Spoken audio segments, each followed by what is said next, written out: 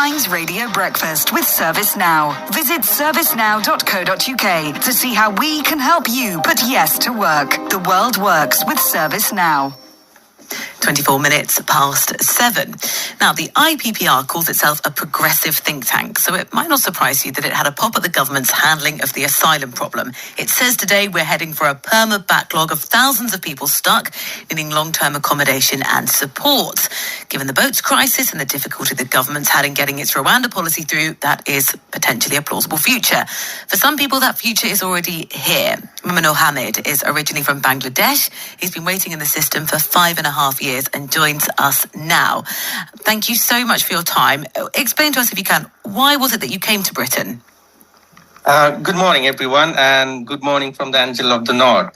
The reason I came to the UK, actually, I was being trafficked and enslaved by my ex-in-laws, which actually brought me to Britain.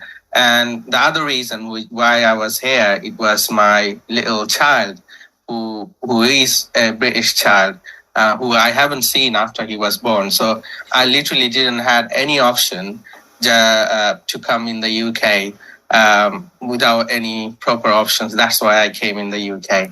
And you have now seen that child? Yes, I do have access to my little boy, who is 6.5 years old, since 2019. And so your partner or ex-partner was living here already with the child when you came over?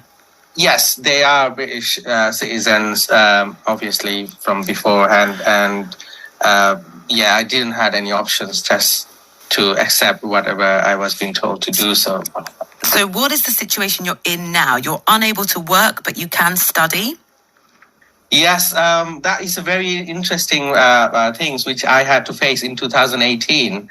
Because when I was rescued by the police and by the Home Office from being confined for 6 months in a house from my ex-in-laws, I actually tried to get into the studies because my mom was a school head teacher back in Bangladesh, and she told me that the only one thing can make you stand, which is education. So I literally tried to join an university in a scholarship. Then I got a study ban from the Home Office, and I had to challenge it through the High Court. So it was through my case in 2018, I established the right to higher education for asylum seekers who can get scholarships and can give something back to this country. And so why is the process for claiming asylum taking so long? That is a question for myself. You can see that 5.5 years, where there is no legitimate, backgrounds from the Home Office should hold me off to live my normal life.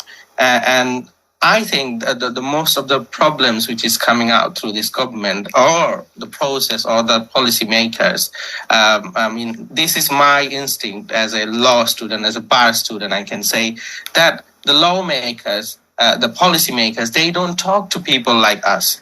They don't talk to people like us who is on the system, who is actually surviving, who is the asylum seekers, that how we can make it better. The backlog is not there. What options are you looking at then in terms of your future? In terms of my future, obviously, I had to approach to my solicitor who is dealing with, who is being funded by the legal aid.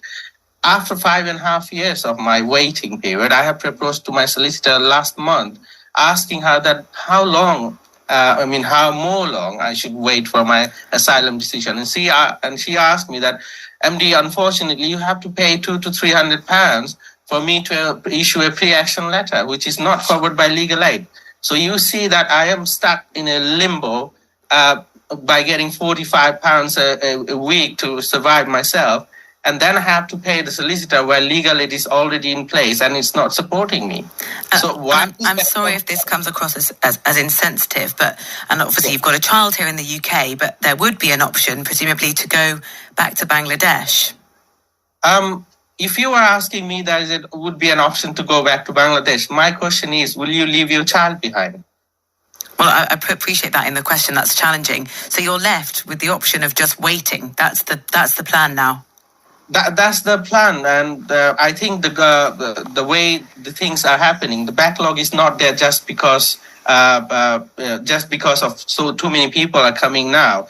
It's been there for a long, long time, and nothing has been done properly to reduce this backlog. Noor Hamid, thank you very much for your time and explaining your situation. Interesting stuff there. This question of being caught in a limbo. He's allowed to study but not to work. It's £45, but that's not enough to pay a lawyer to process the application further.